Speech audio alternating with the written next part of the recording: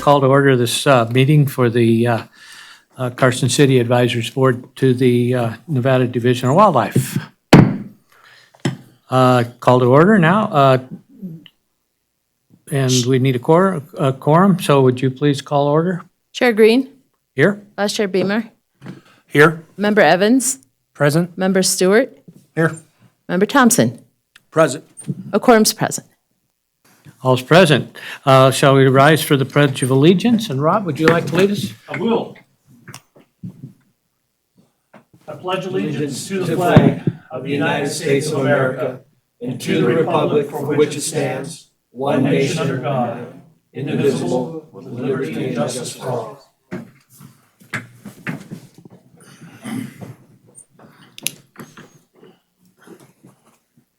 Okay, that brings us up to the public comment part. The public is invited at this time to comment on and discuss any topic that is relevant or within the authority of the Carson City Advisory Board to manage wildlife. No action may be taken upon this matter or raised under this item of the agenda.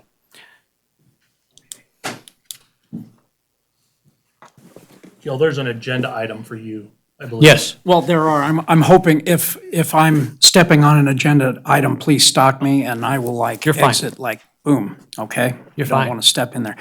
For the record, C.K. Bailey, Carson City. I've heard out there that there are thoughts that some of the reciprocal waters that we have, which we only have two, that would be Topaz and Lake Tahoe. Topaz especially, that I understand that California is thinking of getting together with Nevada, and instead of making it a closed, like Topaz closes a certain time of year and reopens another time of year on New Year's, that they want to take it and make it open all year round. I hear that wafting through the waves. So I just wanted to bring that up at this time and say, is that true? And what are we doing about it? Since we have some really talented, big talent here in Miss Tisdale, I'm looking forward to it. So, thank you. Any questions? I'd be interested in that too. I hadn't heard that. Yes, please. I'd like to know.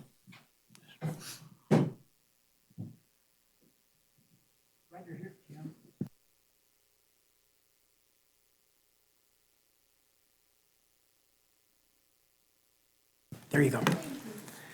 For the record, Kim Tisdale, Nevada Department of Wildlife, Western Region Fisheries Supervisor. So the rumors about California Fish and Wildlife proposing changing fishing regulations on some of the bi-state waters is kind of true. This started, I can't remember what the date was when this all kind of came about, but California statewide is looking at trying to simplify all of their fishing regulations throughout the state, which is a massive undertaking. And so what they did is, because as you can imagine, there are so many different special regulations, they're very confusing, and we're kind of doing the same thing, trying to simplify things, make it so it's not as confusing to people, so it's not as intimidating getting into fishing.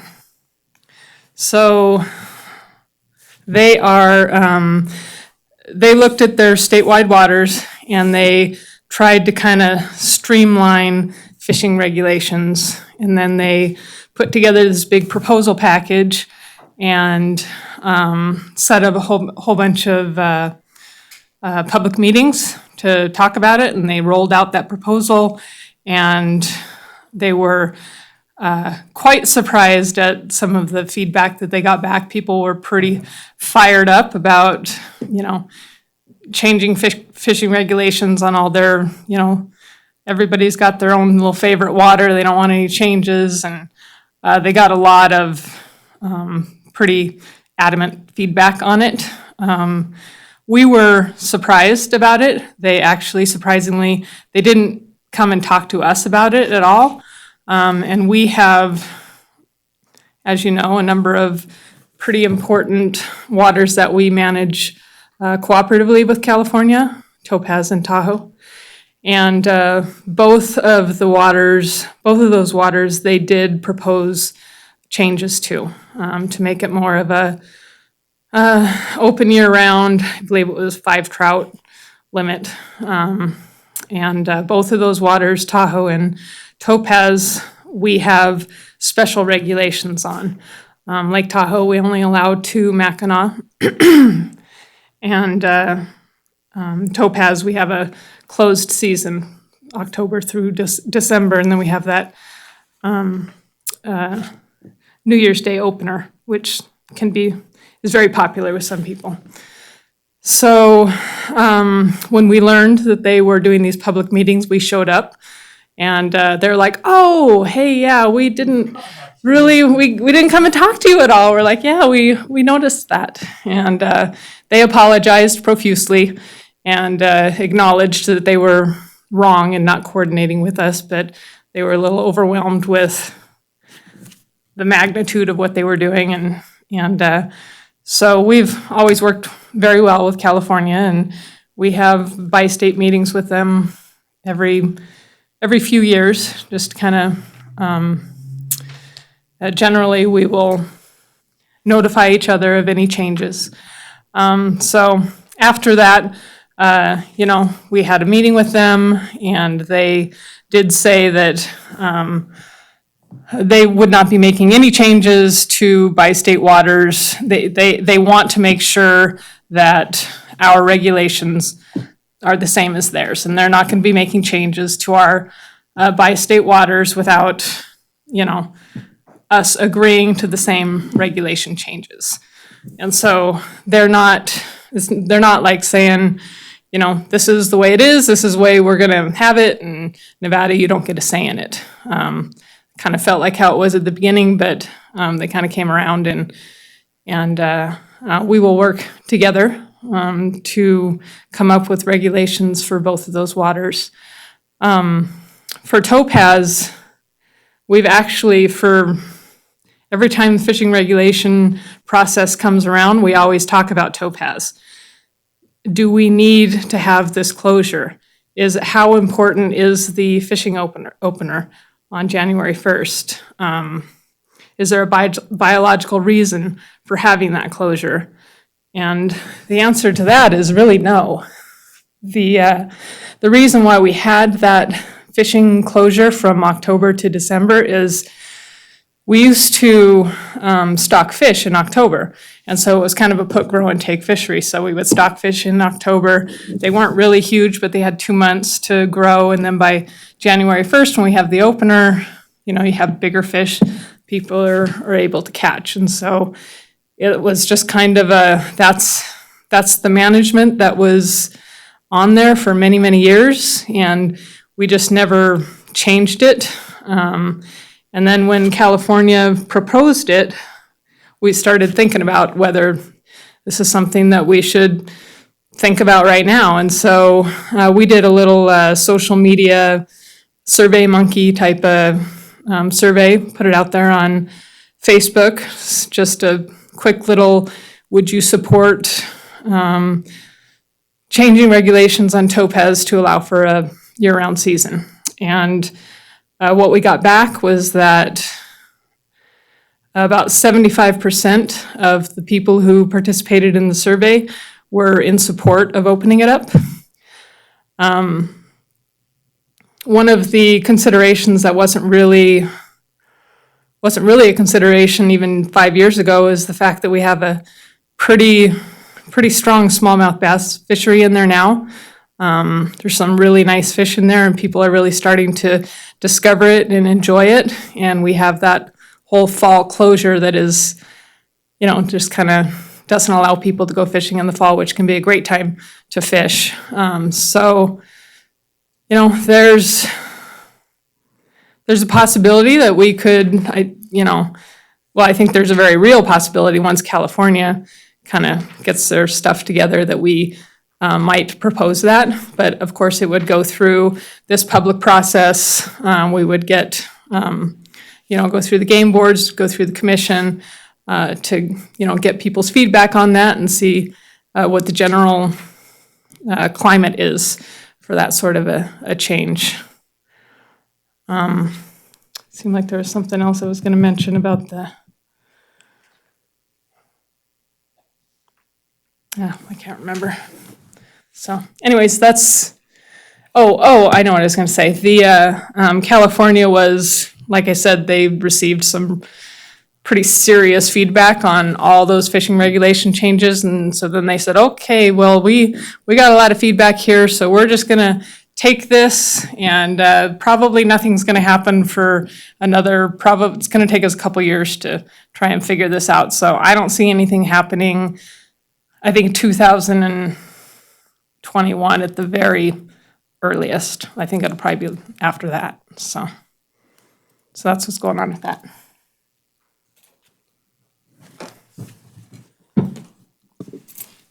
Thanks, Kim. That's really great. Once again, CK Bailey. I have a question for you.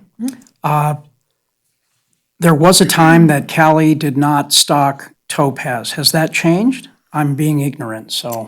They actually do stock topaz on a fairly regular basis. Okay. Usually the fish that they're stocking are smaller, 6 to 8 inches. Okay. But I think last year they stocked like 15 to 20,000 browns and 15 to 20,000 rainbows. So Okay. they have been. All right, I was just wondering if they had skin in the game, other than they just, own half the lake. Yeah. So that was my, Yeah, we generally stock about, we try and stock about 50,000, although last year we had a lot of hatchery issues and disease issues. And so we only stocked about 20,000 last year. So they actually stocked more fish than we did last year. oh, So- good. Isn't that nice? But ours are generally bigger. See there? Ours are bigger. That's right. Thank you. Thank you, I appreciate that. Thanks, Kim. You're welcome.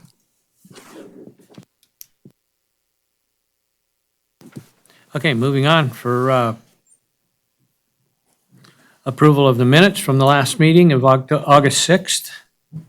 Has everybody had a chance to review your minutes? Any comments? Anybody want to So moved to approve? move? Second? Second. All in favor, say aye. Aye. Aye. And it's approved. Okay, now we're up to the urban report. Mr. Bamer, do you have, I got one little thing I got one thing to report on the Urban Wildlife Committee for Carson City. We did a pretty cool bird watching, bird identification, outreach with about 3 or 4 Cub Scout packs. We went down to Riverview and looked at a lot of the birds down there. They got to see 7 different types of raptors and then a number of different duck species, which was kind of cool. And they got to see ducks in full ecliptical phase, which is, we got to explain that a little bit. And then a number of songbirds. There's actually a big group of cedar waxwings that were kind of had migrated in there, which is just a little early for them right now. But the kids got to take pictures and a lot of them earned their wolf and bear ranks by participating in this, and really good time. And it was kind of a last minute thing. Their leaders kind of approached me and asked me if I would do it, and so we got to see that. They got to see, of course, wild horses down down there tearing up everything, and then they also got to see a group of coyotes that were down there, which was interesting.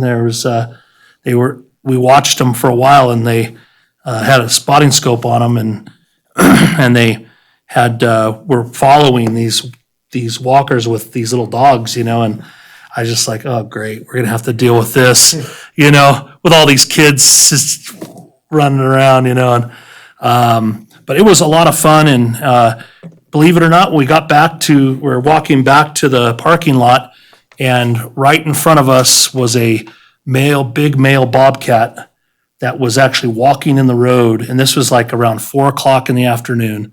So it was quite an experience for these guys. They thought it was a Great Dane, actually. I go, oh, look at that Great Dane right there. He's off of a leash. And, well, that would be a bobcat. And so I got some great pictures of that, and or my wife did. And so pretty exciting time. But that's about it for urban wildlife. Just a reminder that, our deer population is going to be starting to fawn here, or they probably already are, right? And so we're seeing a lot of fawns, and we were down over in Silver Oak, and down there playing on that playground equipment, and there was a little fawn laying off in the bushes, and these kids and their parents were over there trying to pet it, and so it was a good opportunity to go over and counsel with them a little bit and help educate them. And that's just, for people that might be listening, that's just a good rule of thumb as citizens of this community, since we have such a huge urban wildlife population that, they need to understand fawns, the mom is right around the corner. You may not see them, but I assure you they see you. And that could be disastrous for a youngster if you're trying to let your kid take a picture or something like that. So anyway, that's my report. Thank you very much. We appreciate that. Now we're going to move on to 6, update from the chair on the August 9th Nevada Board of Wildlife Commissioners meeting. I'm going to go through this fairly quick so we can get on to our consent agenda items and get Kim out of here. Not because we want to get rid of her, but she has another meeting to attend tonight also. The meeting was in Ely, and it was very good. I enjoyed it a lot. The people over there are always really good. This time of year with the hunts beginning and everything, I had the opportunity to visit family and friends and do a lot of other things because my family hunts that area. And so it was a good meeting. So I'm going to go down here through some of these things, not everything. Basically, I'm going to start off after we've had the roll calls and things. The Landowner Compensation Tag Committee report was presented by Brad Johnston, and it's just an update report on the landowner tags, and not much has really changed. So, and none of us here are involved in that.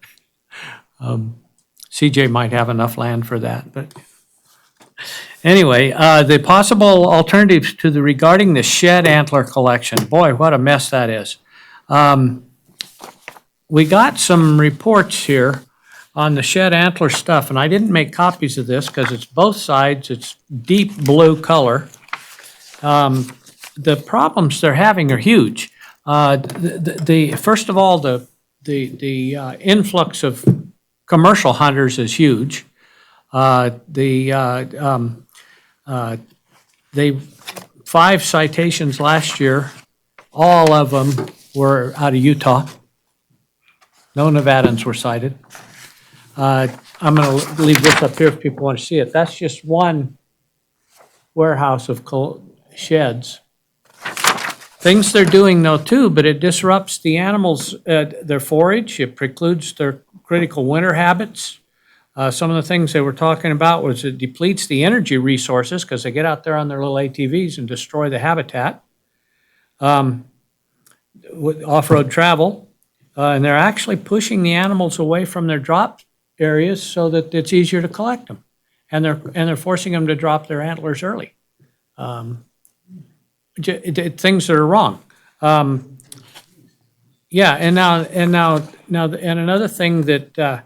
So it's a huge problem. Most of the states are limiting them really bad, or quickly now, because of the interest in the sheds. Over the last 5 or 6, 8 years, we've had a huge growth in the need for the sheds by some of the Asian communities who grind them up for medicine that we didn't have in the past. Before the shed hunters used them for lamps. Now they're used in many, many other ways. So anyway, they've got their hands full. I also was told about especially the moose sheds up in Alaska. They're having a horrible time with the usage of drones up there. The drones will go out, find the sheds, and give them a coordinate, Yeah, right to it, yeah. and they just go to it.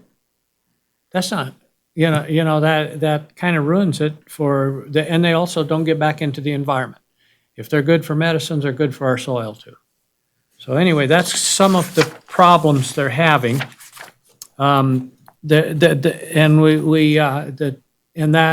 We moved on from that into this petition that I talked to you guys about last time from Jim Cooney.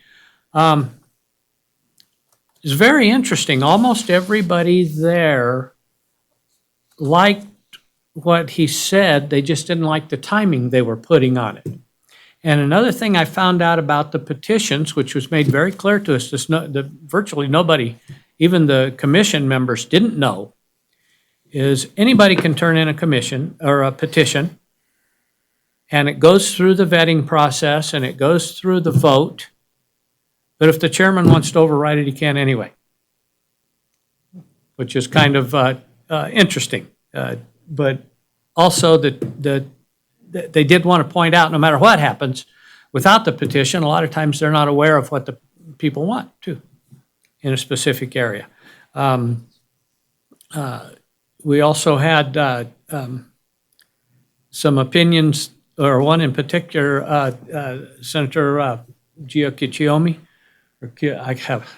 He has a hard time saying it.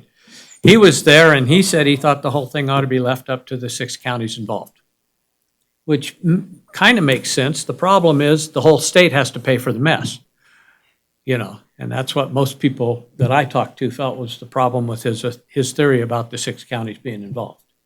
So anyway, and it was interesting discussions. I don't want to make any of the decisions for them. I'm glad they're doing this one, because it's going to be tough. They're going to make a lot of people mad, and they're going to make a lot of people happy. Nobody's going to be in the middle. And it's going to take a while, and I got a feeling the regulations are going to be changed several times. So anyway, this is. I'm going to lay this here. Anybody can take a look at it. I want it back, though, because it's kind of neat. The other thing we got into was the next thing on the agenda was the smart scopes, which one of us is heavily involved in selling as many of those suckers as he can. Anyway, basically a rifle scope that has an internal range finding function and then self-adjusts for elevation. Different from previously discussed smart rifles, which have a scope electronically connected to the firing mechanism. And they went over the legalities and the different things that are going and the changes that are happening. Smart scopes have a battery in them, and kind of the way I got it, just to be general about it, as long as it's not putting out a dot to shoot at, it's okay. But if you're using a laser sight that puts a dot on your target, you're not supposed to use it. And that to summarize the whole scope thing, that's as simple as I could make it. And the technology is changing by the minute with them. The military is using some that are really cool, but it'll be a while before normal people can afford those. So, didn't mean to. Then we got on into the commission meeting stuff and the updates. There's always the updates and stuff which are really interesting, but sometimes they can be long and boring. I think the world of Tony, but gosh, he can talk and talk and talk and talk. So it is kind of fun. The reports that were good were. I've never heard that. I like him. I like Tony. And Brian Wakeland is a phenomenal, he's a book of knowledge when you get him off talking about little things without when he's trying to be politically correct and do his job. He's very, very bright man, but boy, you get him off talking about especially bighorn sheep and stuff. He's just, that's where his eyes brighten up and you get to hear some stuff. We talked about the Fish and Wildlife Agencies and the annual conference, and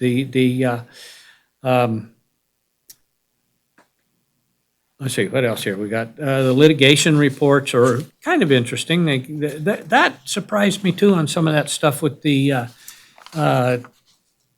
this couple of Native American guys won their suit against the government and being able to get to hunt, but at the same time, it was explained that it was such a narrow area, it doesn't really cover any Native American wanting to hunt anything, any time of the year, anywhere he wants. And they've also got a problem with the, we don't have a problem. The Native Americans that want to just do that have a problem with their own tribal councils because it screws up the management from the Division of Wildlife in each state because they're not reporting anything. And they don't want that either because the whole idea is to have as much wildlife as possible. And so in general, I got the feeling that it's only a few little groups of poachers that want to push the rules. So that's good for us as a group of sports people. Did I say that right? Did I get that right? I've been working on that. My granddaughter got on me about that. So why is everything in man? So, Public Health, Public Secretary Woosley. Oh, the other thing too that I wanted to talk about that they're doing there. Now I didn't go on the trip and I didn't do the workshops simply because of other commitments with family and relative and friends and some other things I was doing. But Endow owns Cave Lake. It was given to us, I believe he said in 2004 by the feds gave the lake to us. The problem is the lake dam has a hole in it. And then it's gone from leaking like 8 cups of water in 2004 to 22 gallons a minute now. Or 22 gallons an hour. And so they took a field trip out there to look at the dam. And I thought it was kind of funny. They went to the bottom of the dam to see the leak and how it's happening and how the erosion. I'm thinking, if a dam's leaking, I want to look at it from the top with binoculars. It's not considered it's actually a critical issue. It's going to cost about $8 million to fix. And some of the engineering that I talked to a couple of them on is pretty unique. It's new stuff to be able to fix that. But it can be fixed for $8 million, and it's not considered terribly critical because if it did break, it's far enough up the hill that there's no homes or anything in danger. It'll wipe out a highway, but there's no homes. It would be dissipated to a point that it wouldn't ruin a home. So I was surprised. I didn't know there were distinctions for that sort of thing, but there are. So the people on the road to get washed away don't count, I guess. So and it was very interesting. I had never heard any of that. The other thing we had that I found extremely interesting that brought forward one of the issues, and was because one of the issues that's going on is comes out of this report from Calcomie, who are the people that have provided us with our new online system.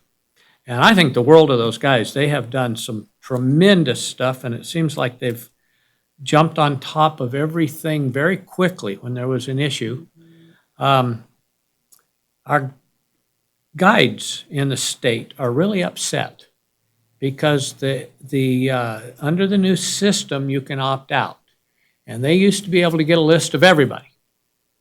And so they actually read an unsigned letter from a sub-guide that kind of hurt him worse than anything else, because he said it's cost him 45% of his business. And they wanted to know what his business is, because the sub-guide's not allowed to take bookings. Did he There's- sign it? They, Did he sign the no, letter? Oh, he did not sign it. that's a And it surprise. was unsigned, and this doesn't help when you're breaking the rules anyway. They're all upset because it's taken all, but percentage-wise, 92% of the people opted out. Only 8% opted to let the guides have their address. And they're all upset, they want the addresses, saying, well, you know, if there's that many people don't want you to have their address, you're not fighting an easy battle. So I thought that was interesting, but they put this report out, you can, I was lucky to get one, they didn't even have enough for everybody there, but this covers the growth in all of our tags. It's phenomenal. They even show here what kind of browsers people are using to update their programs and sign up and stuff, you know. 38% of the people are using Safari, 37 are using Chrome. Things, you know, it's an excellent little booklet. And it's I believe it's online too, isn't it? It is. They, It is. they told me it was, but I went out there and looked and couldn't find it. Yep, it is on there. Okay. Good, because I was thinking, well, maybe they hadn't put it up yet or something, but it is an excellent little book. I didn't even, I wouldn't, gosh, it's 60 or 70 pages of color here. I wasn't about to even try and copy it. So it was very interesting, very interesting. These guys, I've been impressed with them all along the way. Another thing that impressed me was the number of young people that we have now signing up that we didn't have before, because it's so much easier. And the recurring boat tags and things like that, they just automatically renew and stuff like that. And these guys, when you've met, they're all young. The oldest guy in that whole business is probably 40. And most of them are in their late 20s or early 30s. And so it's not a matter of them trying to apply new technology. They are new. They know the technology. They're just making it fit old rules. And I was impressed. I don't know how you are with it, but from being inside, you can't say you aren't. Anyway, so that's so much for my report on the last meeting. Are there any questions? That's great. I appreciate the insight there. And we're going to start doing this at every meeting, have the report, because it's good, it's fun. And there's no reason why whoever goes to the meeting shouldn't be bringing back a report. Okay. Moving on now, we're going to go to the consent agenda items. And these are items listed under the consent agenda are considered routine and may be acted upon by the advisory board to manage wildlife with one action and without extensive hearing. A member of the advisory board may request an item be pulled for separate discussion and action, but the advisory board chair retains discretion in deciding whether or not to pull an item from the consent agenda. For additional information on the items to be considered within the action item, please visit the Department of Wildlife website, and it gives the website here.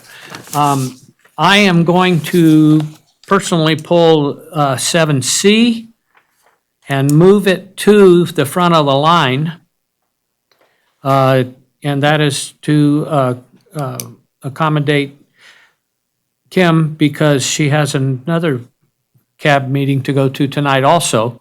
Are there any others the members would like to have pulled?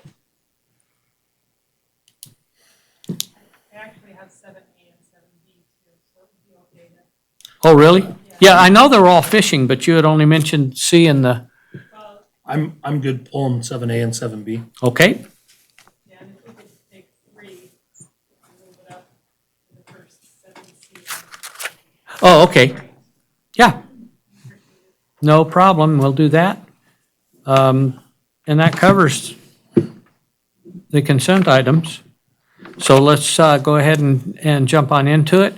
7A would be discussion on possible action to make recommendations to the Nevada Board of Wildlife Commissioners regarding Commission Regulation 18-01 Amendment Number 3, fishing seasons and regulations for the 2-year period of March 1st, 2018 through February 29th, 2020.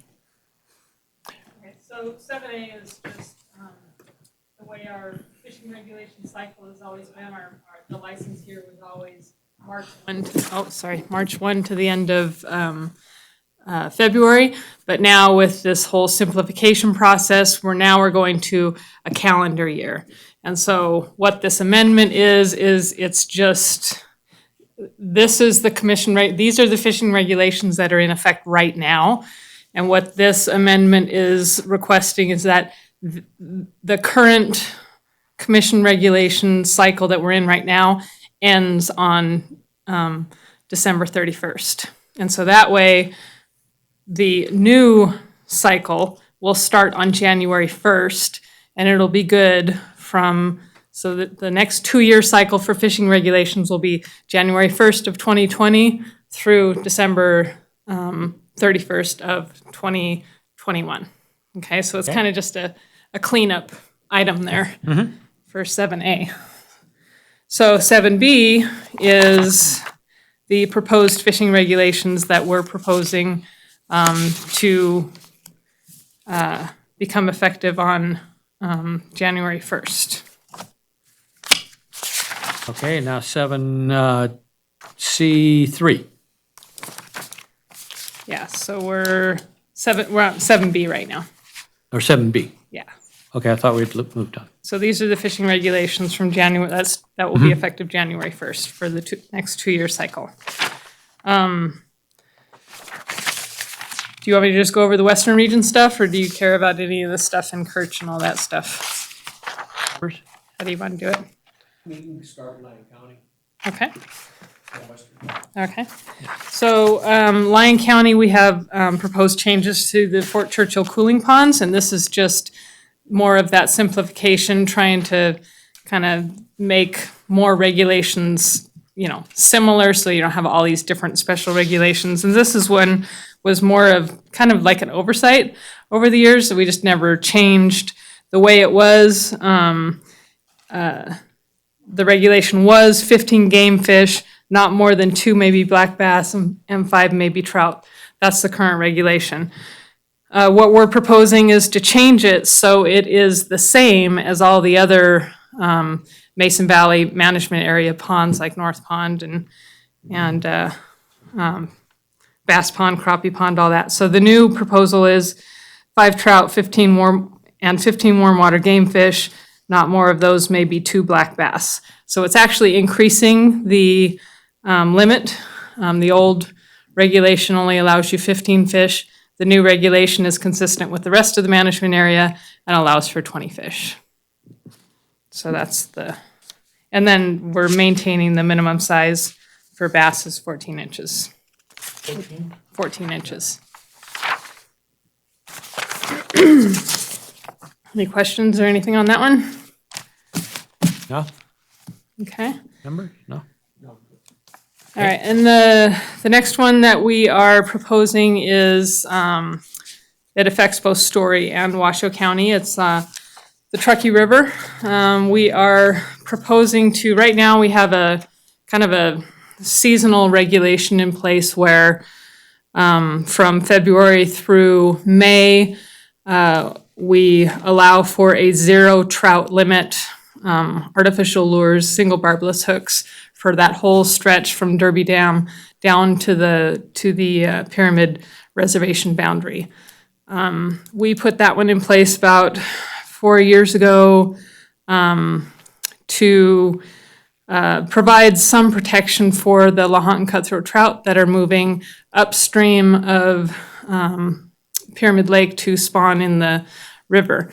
The U.S. Fish and Wildlife Service and the Pyramid Tribe are actually moving, as those fish are coming up and coming up to Marble Bluff Dam, they're moving them above Marble Bluff and allowing them to move up and and down the river. And so they are making some improvements to the fish ladder at Numana, which is about 7 miles upstream of Marble Bluff. And when that, with that change, it allows, with that passage improvement, it allows those fish, once they get moved above Marble Bluff, to have 27 miles of river up to Derby Dam. And so that's why that regulation is in place. And this year, they moved almost 800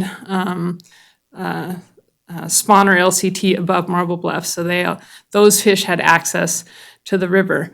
That's the most they've ever done, right? I mean. Yeah, that's the biggest. Yeah, that's crazy. Biggest number of, and these are all the 775, these are just the Pilot Peak fish. Jeez. So the big ones. So those fish are actually starting to use the river. They're monitoring those fish. They've got some acoustic tags in them, trying to learn, how they're using the river and, how long they stay in the river, how far they will move up. Just last week, they had groundbreaking for the new fish screen that they're going to put on on Derby Dam, which will, once that screen is in place, there is already a fish passage around Derby Dam that has never been operational. They've never been able to, open up that fish passage because once those fish get above Derby Dam, there's no screen on the Derby Canal. So when they move back down, they can go right down the canal to the Carson drainage. And so they've never had that passage open. This fall, they're starting construction on that screen. And so the screen will be in place. So once that passage is open, the fish can move upstream, they can spawn, and the adults can move back down, and they'll hit that screen and it'll bring them right back into the Truckee River. So all the fish will stay in the Truckee River. So knowing that fish screen was going to be constructed this year, we decided to propose a new regulation, kind of expanding that protection zone up a little ways. We are proposing for the full Truckee River, it's a 3 game fish limit, except from the East Mustang Bridge downstream all the way to the Pyramid Reservation.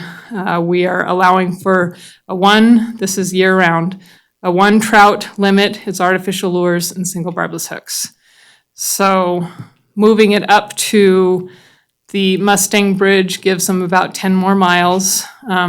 Most of that river section from Mustang down is it's kind of hike in. There's a few little access points where people can drive where you might have people who want to fish with worms or have fished with worms, so we could be affecting some people, but the vast majority of the people who are fishing in that section, just because you have to kind of hike into most of it. Most of those people are, fly fishing, catch and release. So that is what we are proposing for the Truckee River. So can I just ask a question on that? Is the single barbless hook, does that go in conjunction with the artificial lure? So in other words, can someone throw a spoon with a treble hook on it?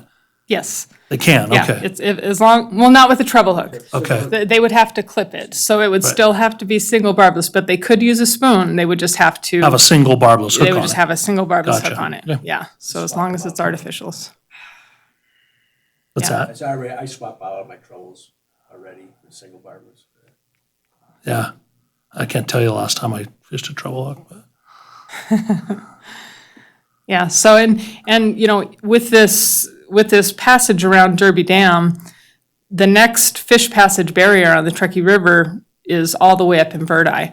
So it allows those fish, movement into the Truckee River, so they will have a whole lot of river to access. So it'll be interesting to see, where they go, how far up they go, where they choose to spawn, that sort of thing. So.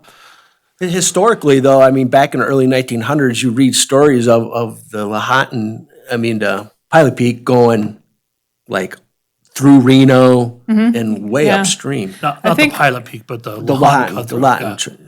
Yeah, I mean, at It's the what time, it's- right, it was just the That Lahontan Lahontan, cutthroat yeah. trout from Pyramid, and yeah, so a lot of them would move up through Reno. Yep. And you look at a lot of the literature and like that Verdi area, that was a big spawning area. We look back at, we've done genetics on a lot of these fish, and it does show, the Tahoe fish.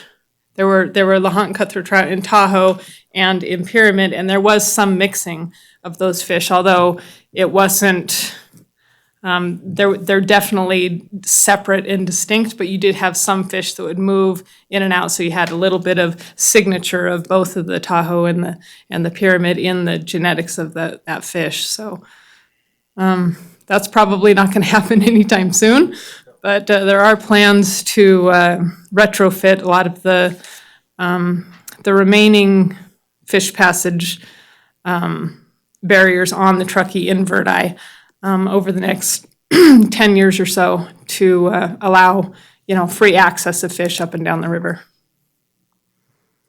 So that's kind of the reasoning behind the new regulation change. It does still allow people to take their 3 fish. They just have to use from Mustang down, they just have to use the artificial lure single barbless hooks, which, some of them might not be happy about, but there's not a whole lot of people who use that lower river anyways, so. Any questions? Yeah. Do we want to wait till That's up to you. public comment? Well- Mr. Chair?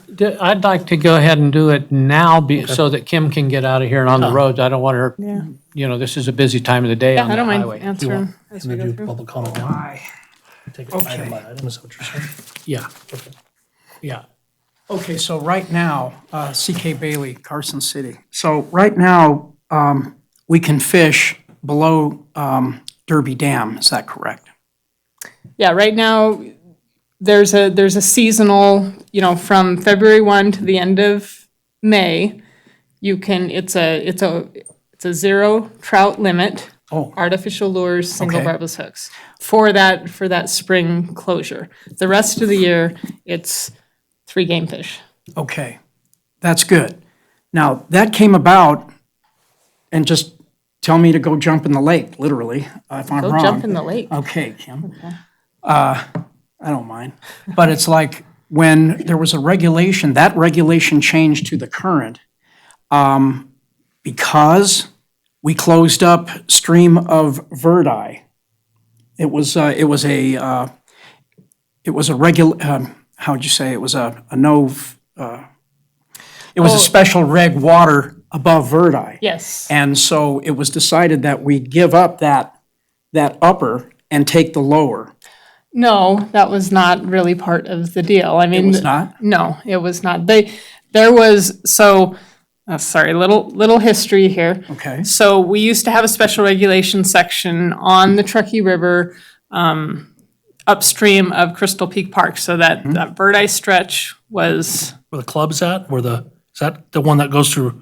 No. no, that's in California. Gotcha. So Crystal Peak Park is in Verdi, and from Crystal, like a quarter mile upstream of Crystal Peak Park, all the way to the state line was special regulation water. So it was artificial lures, single barbless hooks. Correct. There was a 2-fish, I think it was a 2-fish limit, I can't remember.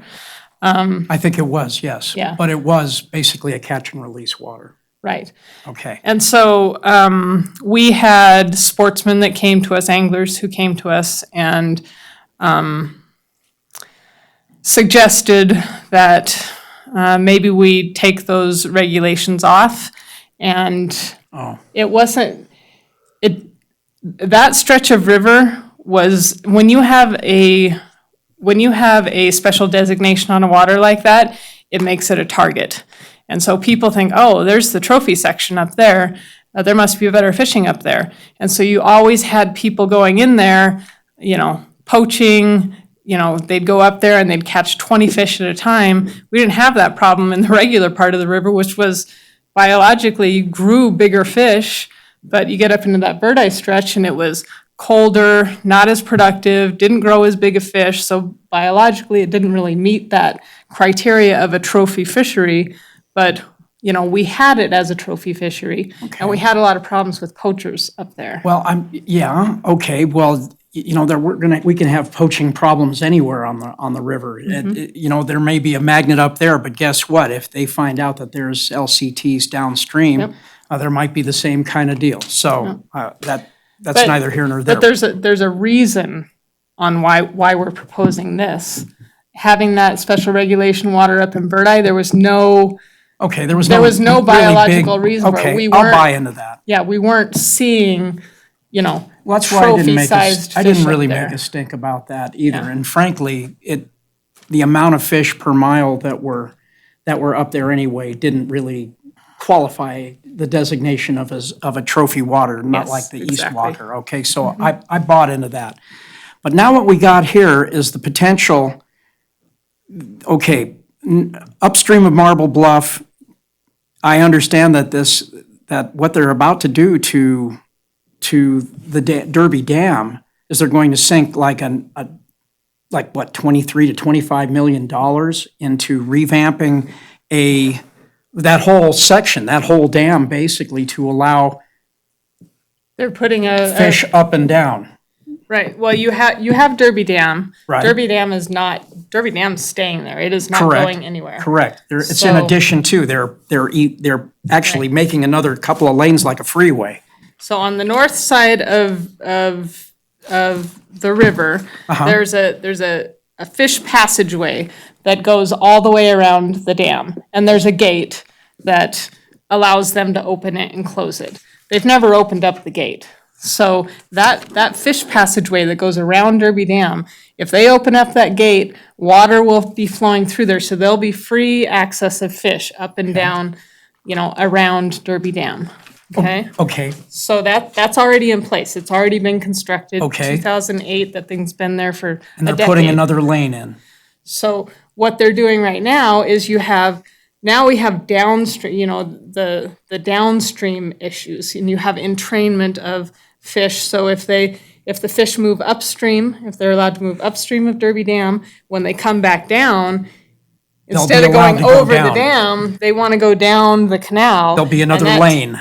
And that takes them right to Lahontan. So what they're doing is they're putting a fish screen in the canal.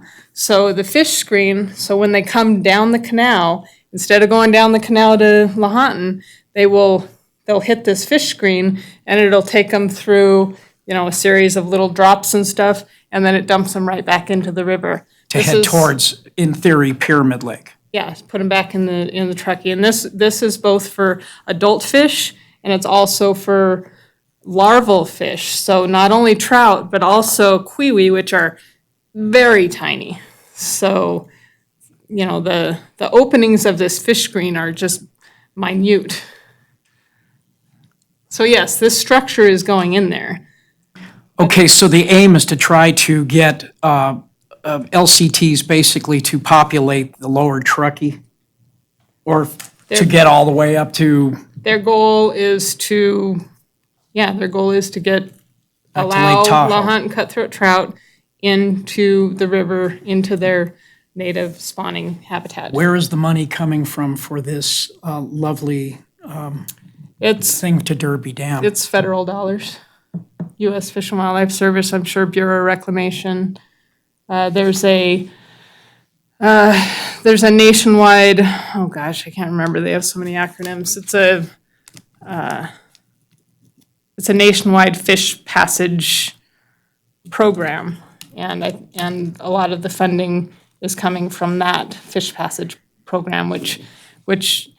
All right, my fear, Kim, is that one day that we're going to be like unable to fish that lower section entirely because it will be LCT and an LCT spawning ground or a passage to the LCT spawning grounds beyond my age or whatever. We have management authority of Lahontan cutthroat trout. The 40 rule of the Endangered Species Act says very clearly that the state of Nevada has management authority of the fish. We work with the U.S. Fish and Wildlife Service in coordination with them on, how we manage those fish, but in the end, we You're the have authority. that authority. And so we have zero intention of shutting down fishing on the Truckee River. Usually it's our third or fourth most popular fishery in the state of Nevada. Agreed. It's financially, we rely on the Truckee a lot for angler dollars. We have no intention of allowing them to, or that they would propose to, shut down the fishing on the Truckee River. I find this whole thing very curious. I'm not dead set against, I'm not completely sold yet Yeah. either, but you bring up good points. And I think the point of putting an up lane and a down lane It- in theory, is a tremendous idea. Knowing to me that the actual LCT is really not the LCT that it was, that is from what I've seen over the last 20 years of going through these meetings, is extinct. But the Pilot Peak appears to be a tremendous and viable cutthroat trout that isn't that far off as far as heredity or, what do you call it, the genetics. And and seeing the fish that are in Pyramid Lake now are outrageously large. Yeah, let me Yeah. jump in here, because this is getting out of what Okay. our scope of this meeting could even attempt to. And I understand the threat, because the Truckee River is an amazing wild brown trout and rainbow trout fishery. And there are definitely some issues, and we could talk about this for 3 hours. Oh, yeah. But we won't. But, I mean, there are, I just wanted to put in my my hay penny on this. Yes. Because it's like, I get it. I'm seeing this and I'm going, oh, great, We have, that brown trout and rainbow trout fishery is not going away. We have no intention of, trying Killing off to the Truckee suppress River? it or anything. know if you could. Recovery of LCT is going to happen in spite of the rainbows and brown trout that are in the Truckee River. So they will have to figure out a way to make this thing work, regardless of the fact that those fish are in the river. Now, I know we could talk about this for 3 hours. We don't need to get into all of the details of it, but I just want you to know that that's an important fishery for us. Thank you, Kim. Thank you, Chairman. Thank you, CK. Okay. Okay? You guys want to talk about the Do I Truckee have any anymore? more? Do I have any more? I would just add real quick, just that, Yeah. my understanding is that the tribe is even on board with the management plan that NDOW has put out here. That they are actually in cooperation, which is pretty rare Yeah. for us to get to achieve that. Yeah, and we have an MOU between NDOW, U.S. Fish and Wildlife Service, and the tribe to try and, work together to benefit LCT and, for recreational fishing. And so, we're all kind of working together on this, and there's definitely some serious rubs and some things that we're gonna have to deal with. But, we're all kind of just we'll just work it out. We'll see where it goes, and we'll just deal with issues as they come up. That's all we can do. Thanks for that report.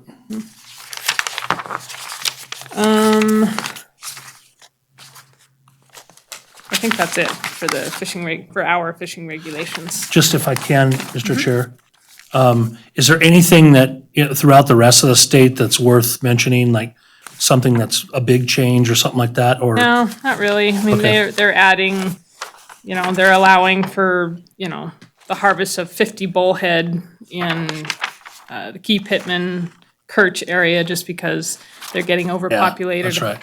Not sure why they just didn't do unlimited, but Okay. whatever. You had my region. there was also the live bait. Yeah, so that's the next one, and that's kind of a big change. I don't know if any of you have ever looked at the live bait regulation it's a mess. I mean, it is so confusing. People call and ask me questions and I'm like, oh God, I hate the bait regulations. So, and we knew it was going to be difficult to try and make it easier. So over the years, we've just kind of avoided it. But I think now we just are like, let's just do it, you know. My chief is getting close to retirement. I'm getting close to retirement. We're like not wanting to kick this down the road anymore. So we are tackling it this year. So one of the things that's, you guys have this whole package with the CGR, right? Okay. So one of the things we put in here is that, you know, there's a lot of the commercially prepared and preserved bait fish that people are using that's available at Sportsman's Warehouse and all this. We put a clause in here indicating that commercially prepared and preserved bait fish or their parts may be used as bait in any water where bait is permitted. And so that's just kind of adding something that 10 years ago wasn't really a thing, but now it is. So that's what that is right there. The other thing, in the current bait regulations, it actually allowed for the movement of bait fish from the Carson to the Truckee and from the Truckee to the Carson. And when they first put these regulations together, there wasn't really a thought to aquatic invasive species, moving critters around. The reason they allowed for that is because it's the same species of fish. You know, they're all Lahontan Basin fish, mountain suckers, Tahoe suckers, Paiute sculpin, that sort of thing. But today, we have to deal with aquatic invasive species. The Truckee River has New Zealand mud snails, and so we are removing the allowance to move bait fish from one river basin to another. That's the reason why we've done that.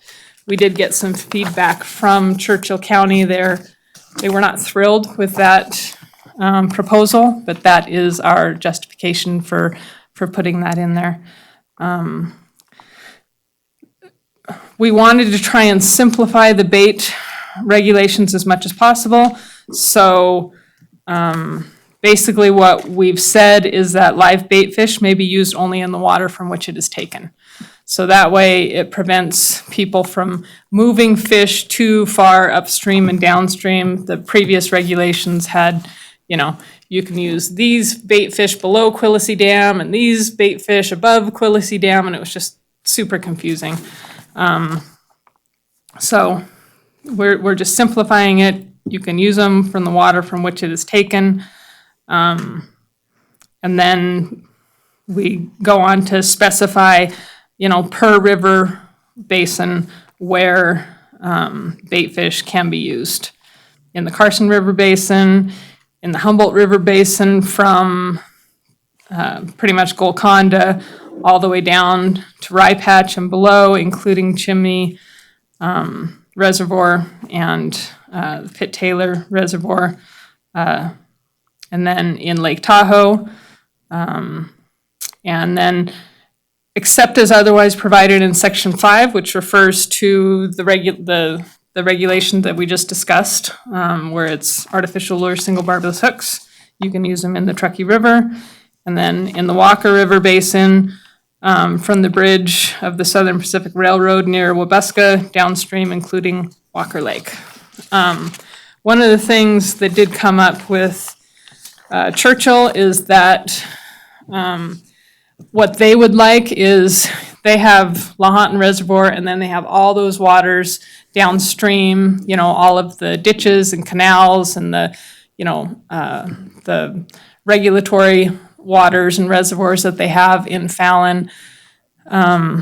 They want to be able to use, you know, what we're hearing is that people will catch bait fish in the ditches and they will use them in like Harmon Reservoir or Lahontan Reservoir, which I don't really have a problem with. So what we've told them is that we are going to develop some wording to allow the capture and use of bait pretty much from not only Lahontan Reservoir and the waters downstream, this, you know, down to the sink. Also, Rye Patch Reservoir and the waters downstream of Rye Patch to be able to use bait fish, in all of those waters. So we'll figure out some wording there. This is a change to NAC, so it's a workshop. So we'll have, 2 meetings, this one, and then the next round of commission meetings, there'll be another workshop. So hopefully we'll have the wording kind of, after we get feedback from all of you counties, we'll put it all together and hopefully have something a little more finalized for the second workshop. So I have a question. Okay. So can I just ask a question then? All of those waters, are they of the same tributary then? I mean, are they tied to the same tributary really? Are you talking about like in Like Fallon? Fallon, Yeah. the ditches, Harmon, It's all, Rye Patch, it's all the that's Carson all River Carson Basin, River right? Basin, Yeah. yeah. So, So it's I all coming from the same, it's all the same that's- fish, yeah, I could totally support that. yeah. Yeah, it makes a lot of sense, Yeah. so. Yeah, I think what we don't want to see is someone taking, native shiners or whatever from that basin and bringing it up to Lake Tahoe Yeah, and using them up there, right? I mean, yeah, or that's- even, or the even the trucking or- upper Carson Yeah, system, because you have a lot of, you have like Sacramento blackfish down below Lahontan, but you don't have them in the upper Yeah. Carson. So, we want we- to make sure that all that stuff just stays from those big reservoirs downstream. You can use all that stuff interchangeably, but don't take it upstream. gotcha. So we'll figure some wording there. And then the other thing in here is the addition of the Truckee River from Mustang Bridge down to be included in the waters where only artificial lures of single barbless hooks may be used. And if just a quick clarification, so Marlette, Hobart, all those regulations stay the same, right? Single Yeah. barbless, Yep. that's not changing? Yep. Okay. Yep, East Walker River below, like, Versace, Versace. yeah. yeah, so That's still the Walker same. River is only, like, from that Wabuska downstream is the only place on the Walker where you can use live bait fish. Yep. So. But it's a lot cleaner and hopefully easier to understand and won't take up a page and a half in the fishing regulation books anymore. I like it, good job. Yeah, Yes, excellent job. Thank you. you're welcome. Did we have any more questions from the board members? No? Okay, thank you very much. Okay, We yeah, thanks appreciate for it. moving things around for me and sorry I gotta Have a drive safely. Thank you, run out Kim. of here, but appreciate it. You guys have a good one. Thank you. Thank you. Thank you. Okay, now we'll move on to, I didn't pull these last two, and I kind of talked about them anyway. Do we have a motion to support? So I'm prepared to make a motion to support the recommendations in the consent agenda on all items. Do I have a second? I'll second that motion. And we have a second. All in favor, say aye. Aye? Aye. Those opposed? And the motion carries. Now, we'll move on up to the non-regulatory agenda items. Other than those items listed under the Carson City Advisory Board to manage wildlife consent agenda, item 6 and above, the remaining items on the attached September 20th and 21st Nevada Board of Wildlife Commissioners agenda typically require no action of the Carson City Advisory Board to manage wildlife. Occasionally, one or more advisory board members may have a desire to discuss these items, and such discussion may result in the action in the form of advice or a recommendation by the advisory board to the Nevada Board of Wildlife Commissioners. There will be no public comment unless the action will be taken on an item. Mr. Chair, if I may, real quick. Yes? Before we go on to this agenda item, I guess maybe before I made a motion on the consent agenda, if I can I just go back to that? I'm not saying I'm going to withdraw my motion, but I'd like to, maybe I should have asked, does the board feel like does anybody have an appetite for remaining neutral on the Truckee River and Derby Dam regulation that we talked about? I mean, I could go both ways on that. I like the idea of it personally, but we did have, someone from the public come forward and I took it, CK, that your position was neutral on that so far at this point in time, right? And I want to be mindful of that. It's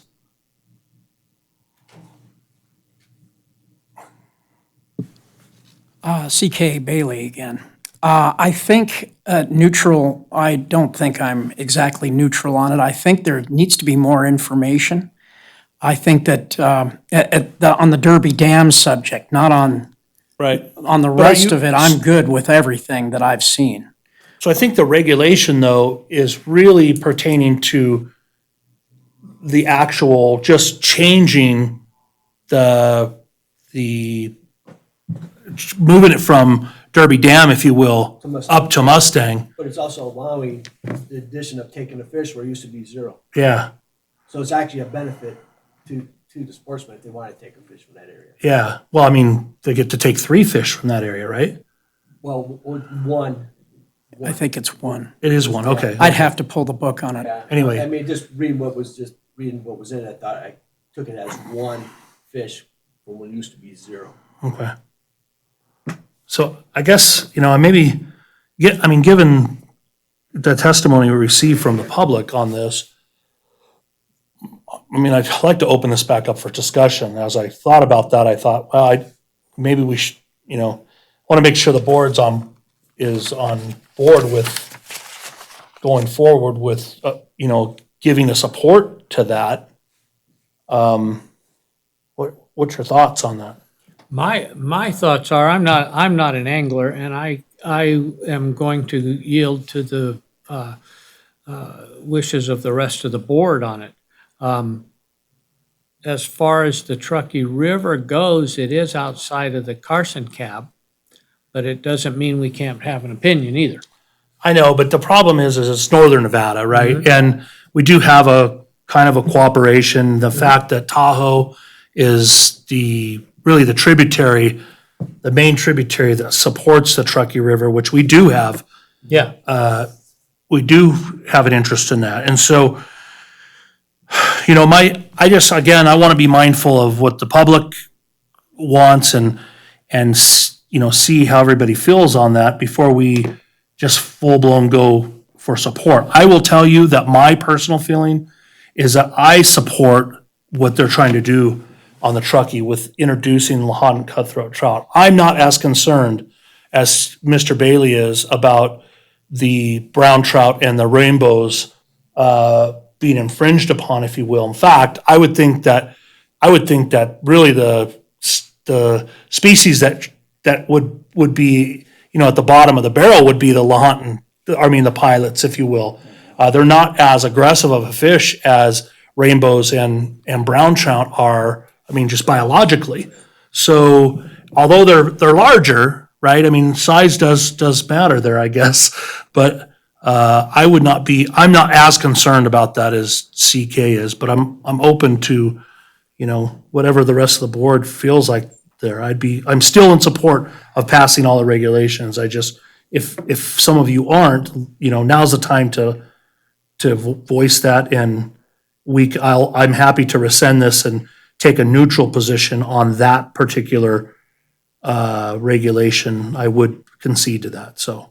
As far as my, just like historically, everything I read, pictures you've seen, the Lahontan literally ran through the Reno area going up to Verdi and there's pictures to where during the spawn, they used to dynamite the river to help feed the miners up at VC.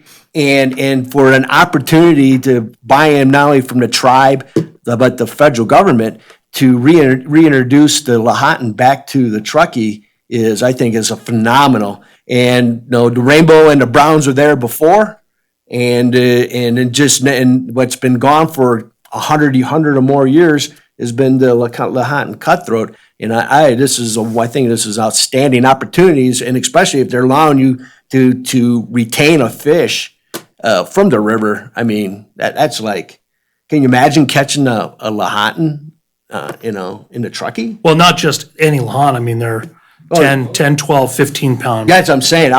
What an opportunity, and I'm totally behind supporting this measure.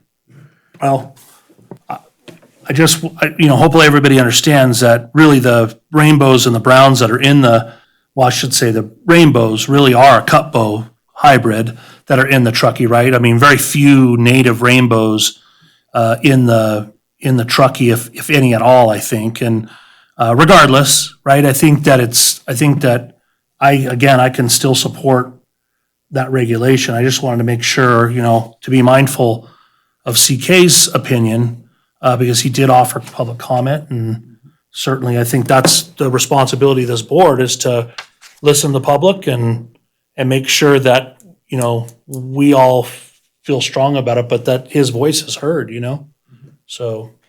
Vice Chair, I'm not going to stand in the way of your vote. I think you should take your vote. And I think you should I can't say put it to bed, but to move it along down the line, okay? And put your stamp on it which way you wish. That's yours. I just wanted to bring up the point that this is not over. It's not going to be over. Like I said, there is no LCT. There's no Lahontan cutthroat trout in existence anymore. It is a Pilot Peak strain, okay, which is an LCT, but it's not the item. That no longer is on the planet, unfortunately. But either way, as long as there's fishing, and there is natural procreation coming off in all kinds of places up and down the Truckee. In the Little Truckee, there's all kinds of little nooks and crannies that are coming off of natural procreation for different species other than LCT. I'm going to back off this and let it go down the road, and let's see where it takes us. That's kind of my position. Well, So I'm not neutral, but I'm saying that I think we should be watchful and mindful, because it is a major, it's a major fishery. It's a major fishery. yeah, it's regarded as one of the top blue ribbon trout fisheries in the world. I mean, it is what it is, so. Well, thank you for giving me my say. Appreciate it. Okay, I think, I don't believe anybody is planning on changing their I'm- vote, so I'm we should good. just leave it as it stands. And move on. Back up to agenda item number 8. Okay, for possible action, 8A, discussion and possible action to make recommendations to the Nevada Board of Wildlife Commissioners regarding the update on the Fallon Naval Range and Training Center and Nevada Test and Training Range. This one and 8B are, or excuse me, no, this one is, I'm getting a little mixed up here. This was, let me read it. At the Nevada Board of Wildlife Commissioners, September 22nd meeting, Habitat Division Administrator Alan Janae will provide an update regarding the legislative environmental impact statement status and timelines of the commission considering congressional correspondence relative to wildlife impacts. Is this where we were going to put Gil in right here? That's it, yeah. Because he's got a tremendous report here he gave us.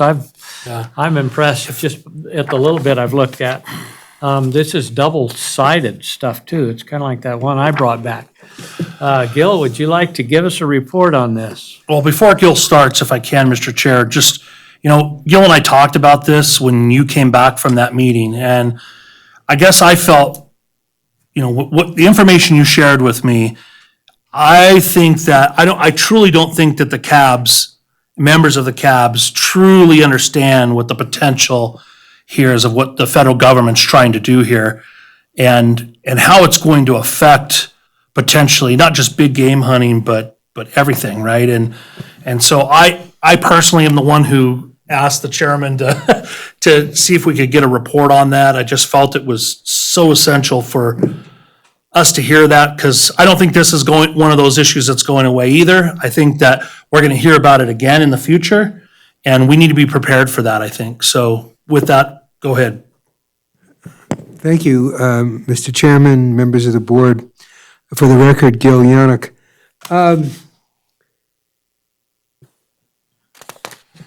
I could jump to the really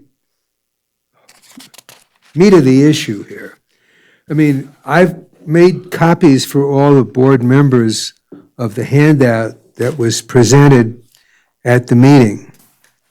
And by the time we got to the end of the meeting, of this discussion, it became blatantly clear that the hunting on that area that we now know as the Fallon Naval Air Station is going to go away. I mean, there's no ifs, ands, or buts about it. The government needs complete use of that facility if they're going to maintain the readiness capability that they want to have. And as if you read some of the material that's in the handout that I gave you, it's like every group, before they go into action, goes to Fallon right now. And the arrangement or the agreement that we have with the Fallon Naval Air Station right now is that we get I shouldn't say we, the general public get to use part of that range for hunting for about a month. Well, what we heard at that meeting is that month is going to come down to a week. And after that, it's going to be 0. They just don't have time to close it and let the public hunters utilize that area. I mean, to a lot of people, that's where they want to go hunting rams. Well, it's one of the best resources there is. It is. And we all know it. The base knows it. But at the same time, they're worried about Safety. in the event they're called to action, they don't want to have to make sure that none of the members of the public are on the range for whatever reason. And when you think about the communities, I think there's a map that shows the counties that are represented on the peripheral, or actually take into account that whole Fallon Range complex.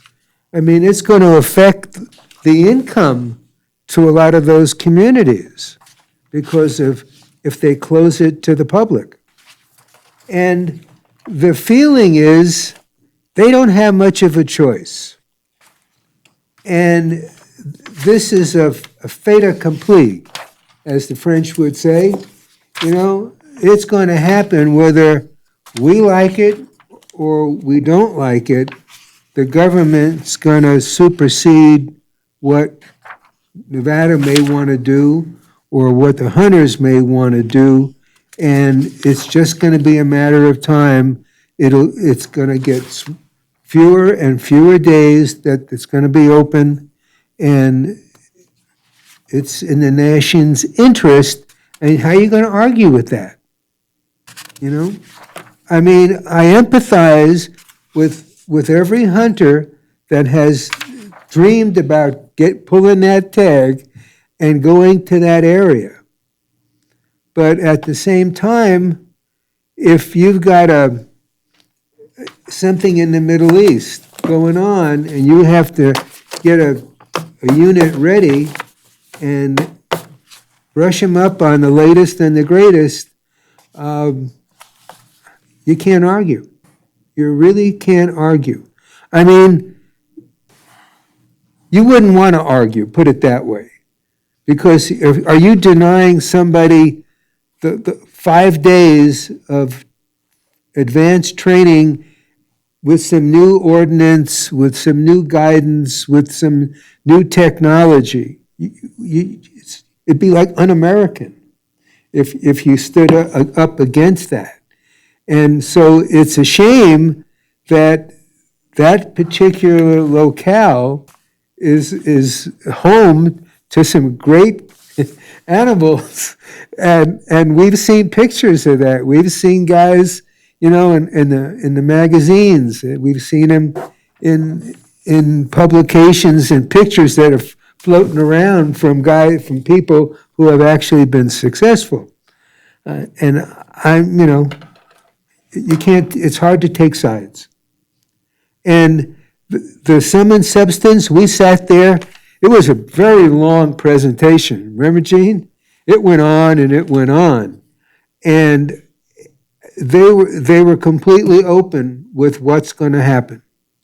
I mean, it's just a matter of time, and they'll do it slowly at first, but it's going to pick up momentum, especially if something happens to cause in the Middle East to get people concerned. And I mean, it's interesting reading. It explains in detail what it takes to get a unit really proficient and ready to go to war, essentially. And the fact that there aren't very many places like this that the government has access to, which is essentially, the desert. When you think about places like out in 29 Palms, maybe, where the Marine Corps takes over, that place is, a prized piece of territory also. And we're lucky enough to have, I guess, Fallon in our state and in our backyard. So would this extend down into the bombing range closer to Fallon then? Yes. So it'd be that whole entire section, That yeah, whole 231. complex is going to become a beehive of excitement and training. So If the government has its readiness and preparedness schedule, because that study that if on page, the pages aren't really numbered, but on that page right there, the readiness study that they did tells the tale. We are not prepared. So, Gil, are they just closing the ranges and training area, or are they looking to expand them to accommodate an uptick in the training evolutions? Well, I guess the answer to your question is not a straight yes or no.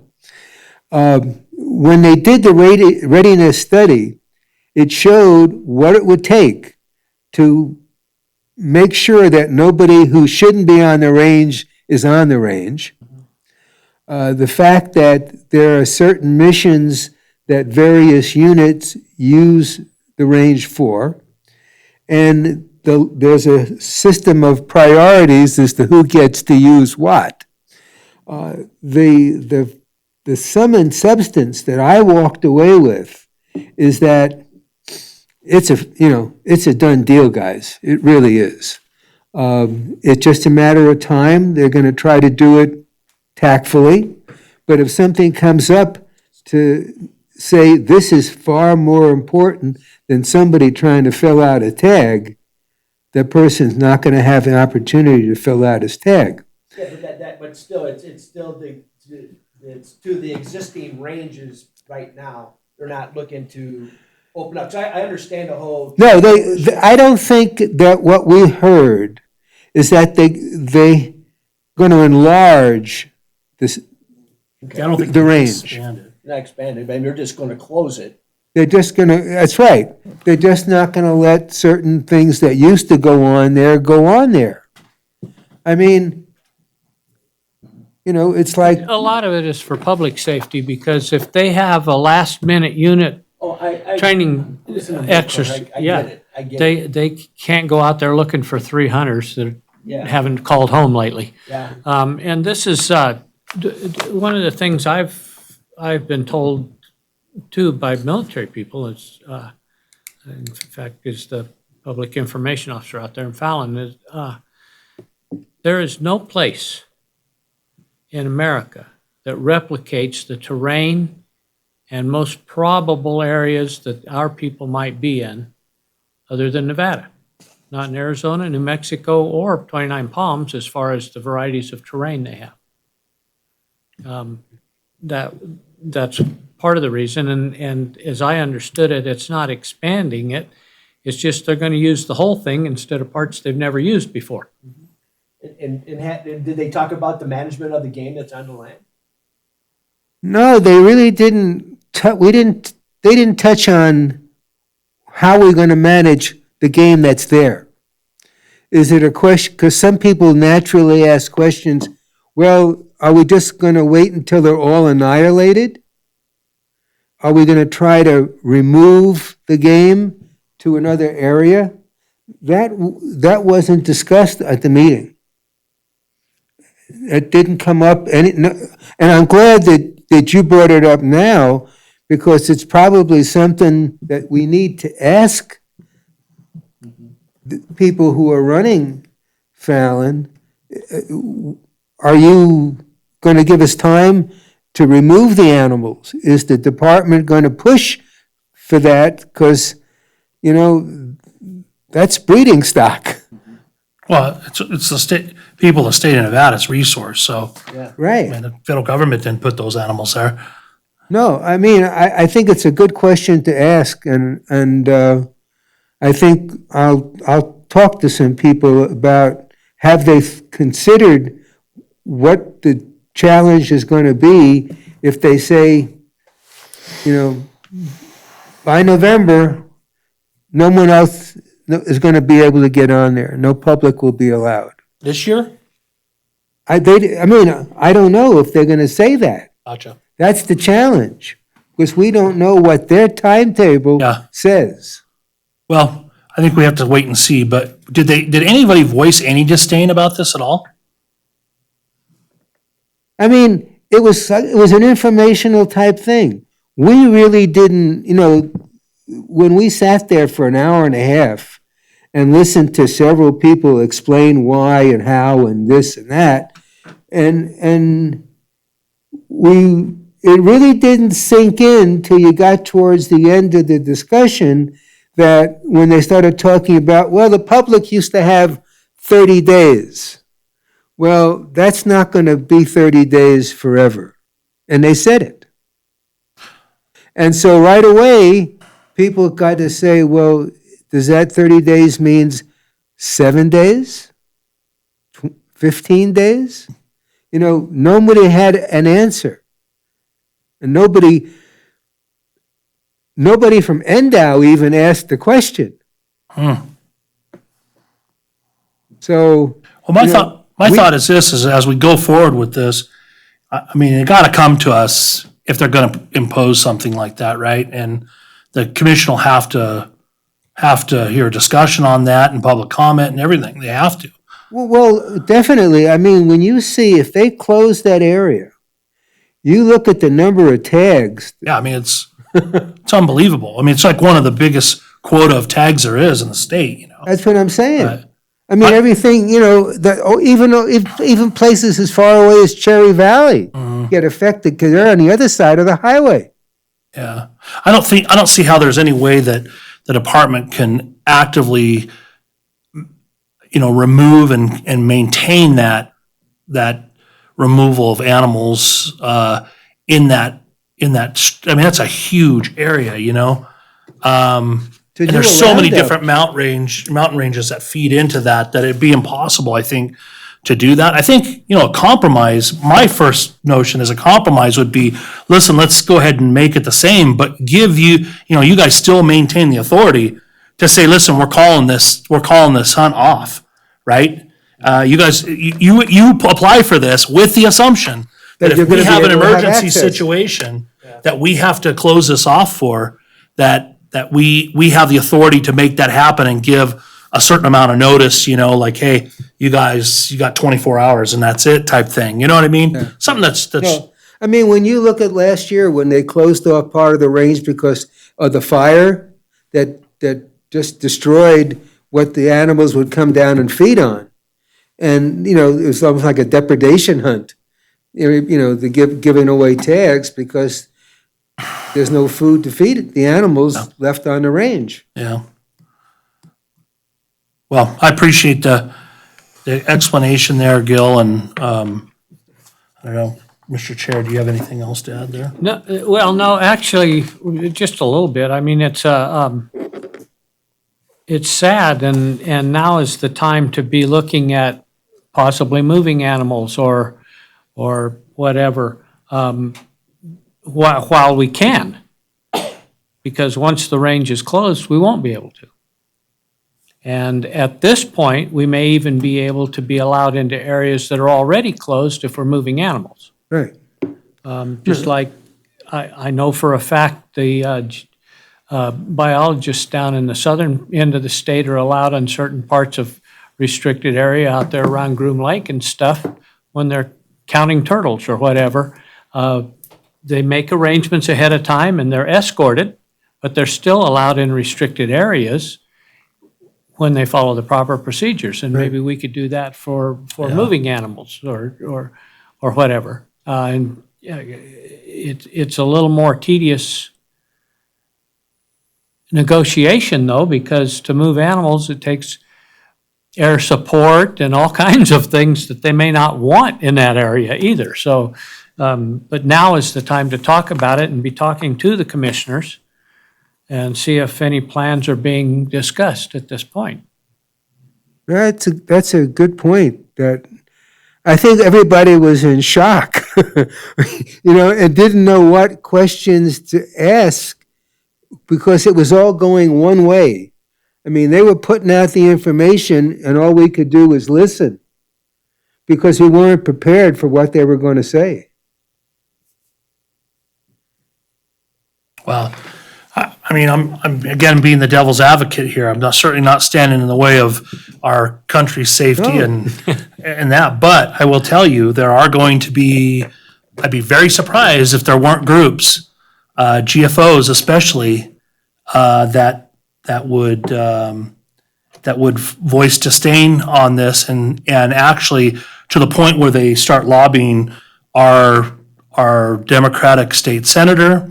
Catherine Masto, who's very, very pro wildlife and very pro management, and and see this more of from a congressional legislative standpoint, where there may be some disdain on that. And I know that our surrounding states have representatives and senators that would probably join in on that. You know what I mean? So I don't know.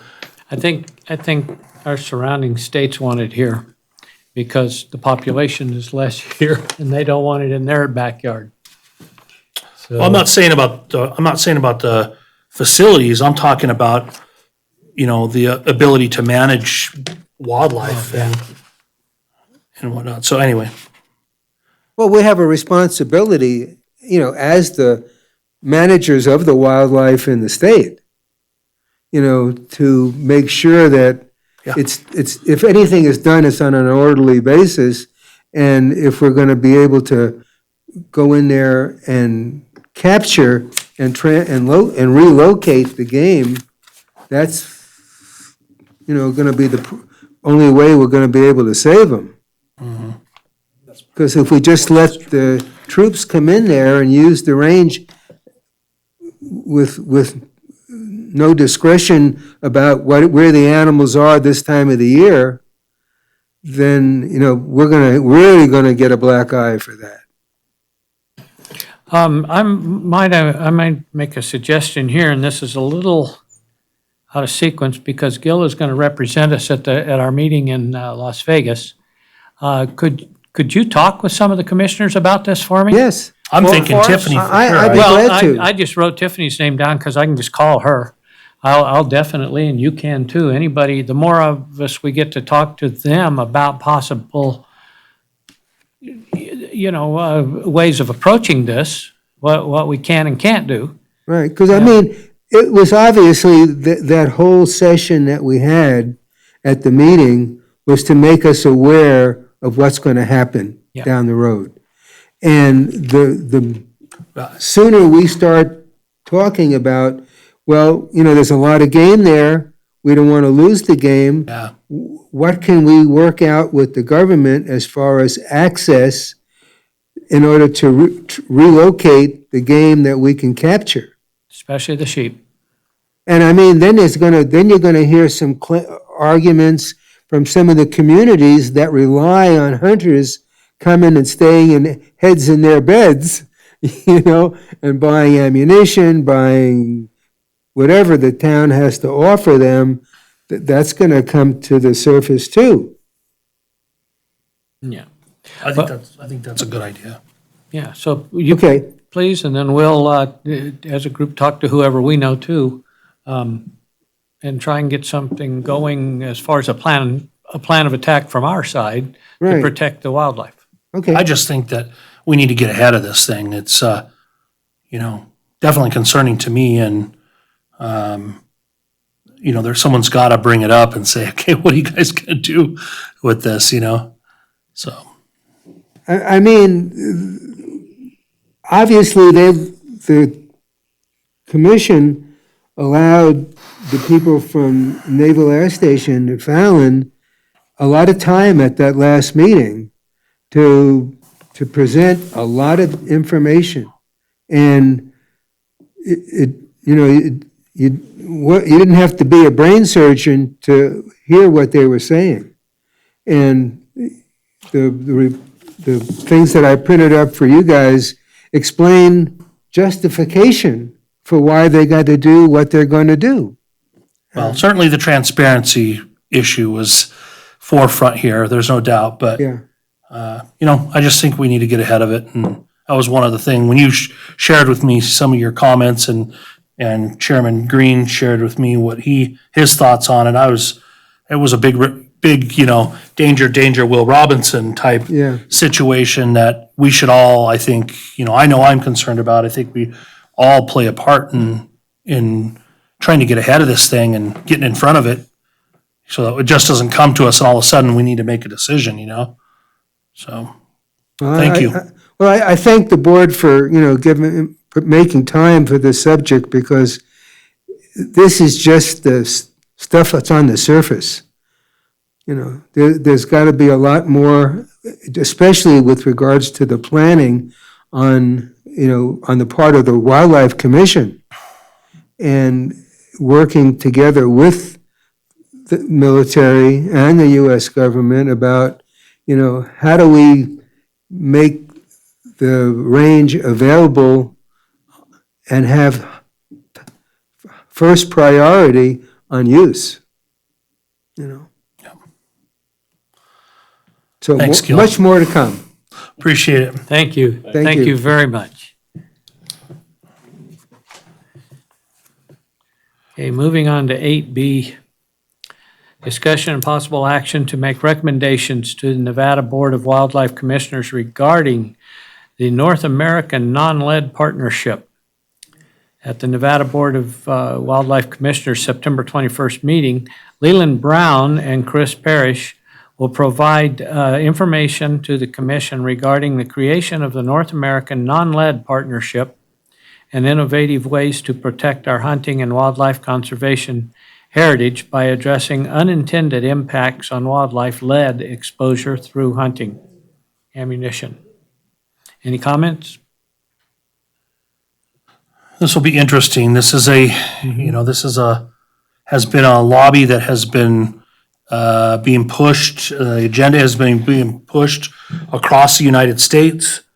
And there's two sides of the coin here, right? That, I think that some people believe that the impact on wildlife, especially big game, is minimal. Whereas, I'm sure these guys are going to completely disagree with that and refute that. And they're going to allow people to go out and shoot. I can tell, I've already been to one of their seminars, so they let people go out and shoot the non-lead ammunition so they can get a feel for it and see, how it affects their, really what that there's no change in it as well. But when it comes to ballistics, there's huge factors there that absolutely change how it's used and really the effectiveness of it. So it'd be interesting, you guys that are going to this, you'll have the opportunity to go out and try it for yourself out at the range, it sounds like. So you may want to consider participating in that, or at least witnessing that to see, make your own take on it, then report back to the committee or to the board on it. Yeah, I have a question. Michael, have you, or Mr. Evans, I'm trying to use last names, it's hard. Have you noticed an increase? Okay, have you noticed an increase in sales of non-leaded? There's been a lot, yeah. Mostly all coming from over the hill, but yeah, it's asked for a lot. And it kind of affecting us here, say dove hunting, dove season. There in Mason Valley, you have to use non-lead ammo. And we don't really have much to offer because California is coming and buying it up. So Yeah. it's definitely affecting us. Yeah, okay, I was just curious about that, and I only went to one meeting on it, and one of the topics of discussion there was for a long time, the unleaded ammos were horribly expensive, and the prices have dropped to a point where they're competitive with leaded, they said.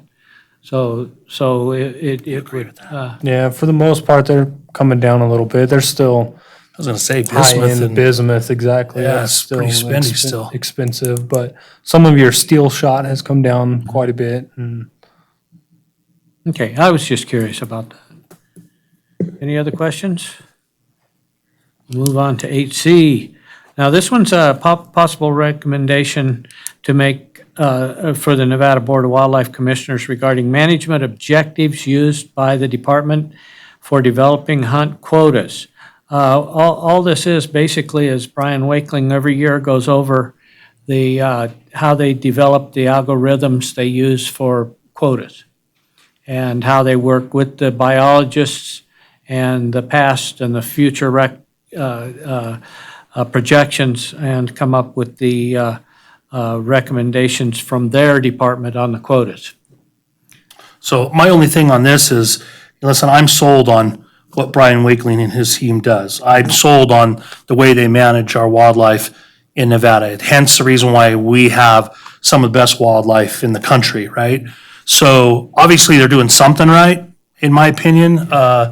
And the fact that they utilize the biological evidence that we actually collect from different areas, to me, is proof in the pudding, man. And I'm 100% in support of this. Unless somebody comes up with something that is going to be better, and you guys feel it's going to be better, I'm 100% in support of this. So I look forward to you reporting back on this one.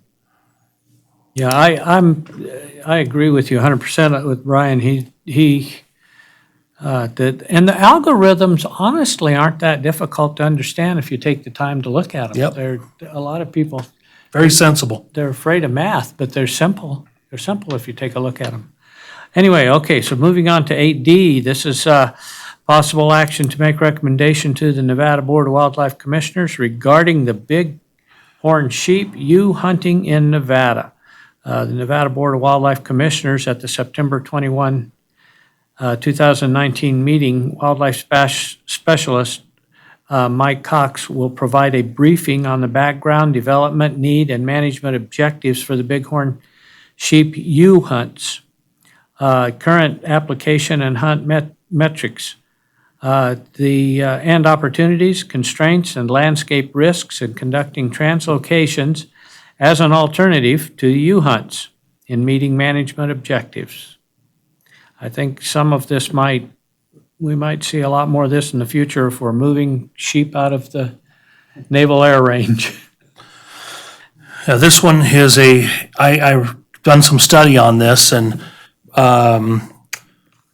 Mike Cox is really a very much in tune with and has proven, right, that the cost that's associated with doing relocations is so extensive, right, that when they went to adding this U-hunt, really we haven't really seen any impact. I mean, there was one area where they saw a little bit of impact, but then it bounced back this year. So, I got to tell you, this is a great opportunity for sportsmen, in my opinion. When it first came out, everyone was like, "Oh, who in the heck's going to apply for a U-tag?" A lot of people apply for U-tag because if you've had, sheep meat, if you will, especially bighorn sheep meat, fantastic. It's almost as good as antelope, in my opinion. And Kirk and I got to participate in a little bit of that here a few months ago. I was pleasantly surprised, and I'm sold on it, man. I think that if it's cheaper for us to do this and it's not having any environmental impact on the herds, I'm all for it. So, and I think you're going to hear him kind of allude to that. That's my understanding, is that he's going to divulge really, truly what kind of impact these U-hunts have had, and you're going to see that it's going to be minimal, I think. So. Yeah, we're extremely lucky to have Brian Wakeling and Mike Cox both. I don't know if you guys know it, but Brian did his master's thesis on bighorn sheep. So between the two of them, they have improved the situation in Nevada by quite a bit. Yeah. Any more comments on that one? If not, we'll move on to 8E, discussion and possible action to make recommendations to the Nevada Board of Wildlife Commissioners regarding the Wayne E. Kirch 2018 award presentation. Can I just summarize this, Mr. Chair? You sure can. So I received a nomination for packet in the mail, as many of you may have as We all well. did. This is the first year I think that they have done that. Do you recall ever receiving? Usually it only went to the judge. That's right. That's right. So I thought that was kind of neat. I think it's a great opportunity for us to be able to nominate, people that we know that are outside that scope of what we've typically kind of looked at in the state for this award. I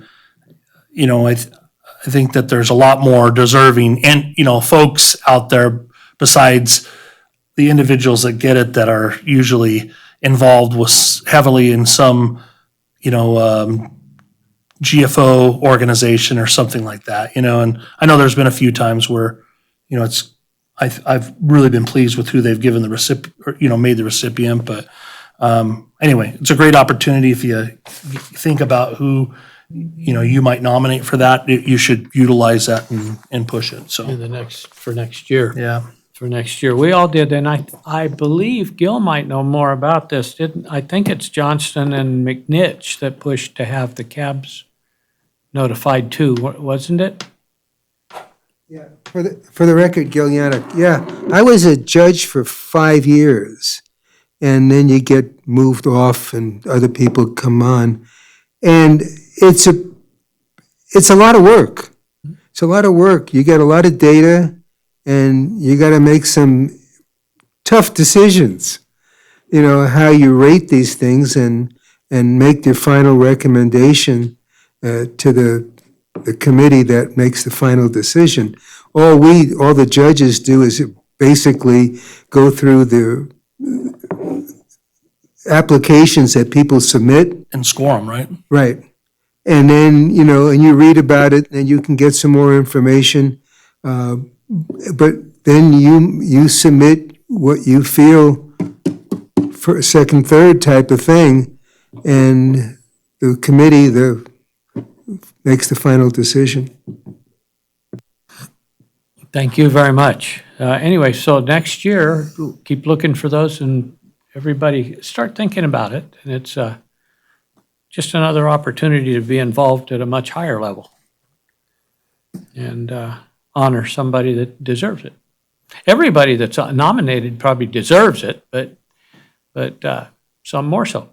Especially since we got a winner here, too. Yeah. It's the greatest honor I've ever known in my life. Yeah. Okay. Moving on to item number 9. Advisory Board member comments, or commitments, to the September 20th and 21st, 2019 Wildlife Commission meeting in Las Vegas, and the November 1st and 2nd Wildlife Commission meeting in Reno.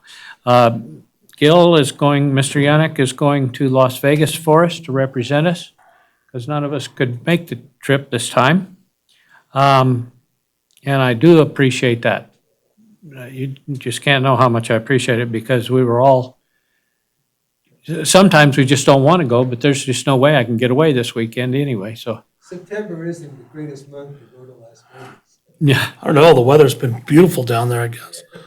But anyway, and as far as November 1st and 2nd, I can go to that one in Reno, and I would appreciate it if more of us would go. Yeah, so I will be at that one for sure, just because, and Kirk may be there as well.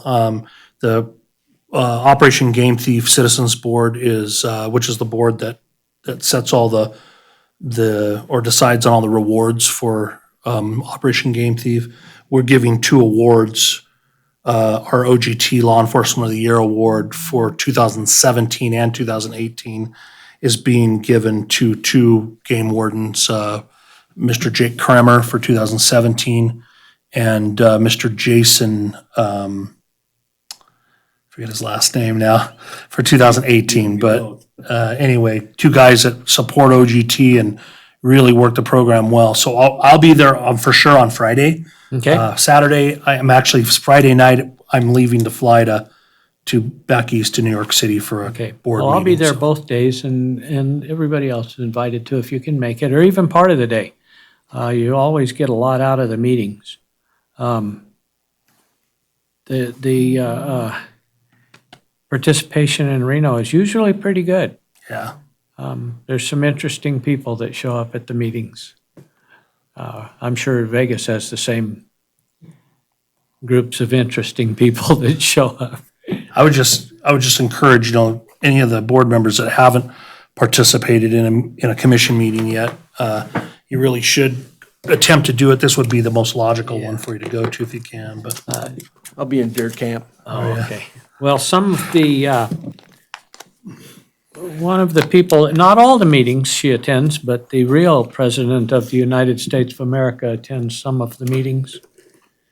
And it's always interesting. They give her 6 minutes to talk, and then she leaves. Oh, Mrs. Horsford or Yeah. Ron and Horse or whatever. Yeah, whatever it is. She's a real nice little old lady, but she's the real President of the United States, anyway. So moving on, so now we've got that. Future agenda items. Does anybody have anything they would like put on our next agenda? Mr. Chair, would you like to announce when the next meeting is? Oh, our next meeting will be it's going to be on October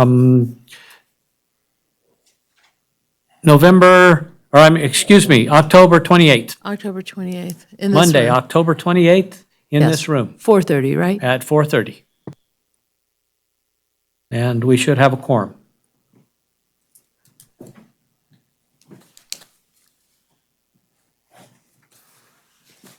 And Mr. Chairman, I will be out of town for this meeting. Okay. Going deer hunting. You'll be in deer camp. That's just like Mike was, we were both in Ely at the same time, but he was in elk camp.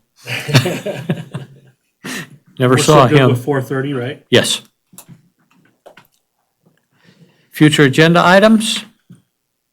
I would just as a reminder to make the report on the previous commission meeting be something as a standing agenda item. If we could, please. Yes, Tamara and I have already talked about that. And, okay, public comment. Thank you, Mr. Chairman, and Commissioners, Advisory Board members, actually.